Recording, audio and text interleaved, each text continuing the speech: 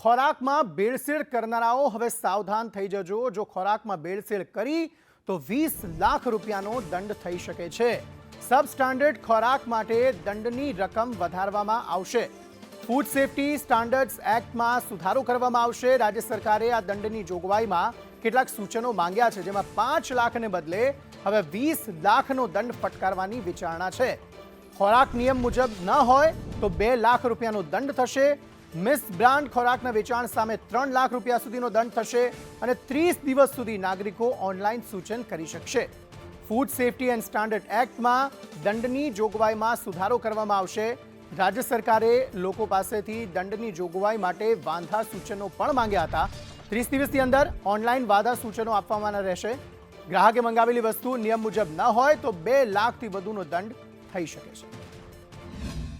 ઓછામાં ઓછો કેટલો દંડ કરવો જોઈએ? 2 લાખ સુધીનો દંડ છે તો ઓછામાં ઓછો કેટલો કરવો જોઈએ એની કોઈ જોગવાઈ નથી। એની જગ્યાએ આપણે જે પણ કોઈ અધિકારી પાસે આ કેસ ચાલતા હોય તો એમને મિનિમમ દંડ કરવાની જોગવાઈઓની આપણે વ્યવસ્થા કરી છે। અને સાથે સુરત અને અમદાવાદ ખાતે એજ્યુકેટિંગ ઓફિસર એટલે ત્યાં કેસનો ભરાવો હતો એટલે 2 વધારાના અધિકારીઓની નિમણૂક કરી છે અને સાથે પ્રાંત અધિકારીઓ અને સાથે અમારા અધિકારીઓ આ તમામે તમામ કેસો ચલાવી અને ઝડપથી લોકોને સારો ખોરાક મળે એ પ્રકારની વ્યવસ્થા આપણે કરી છે।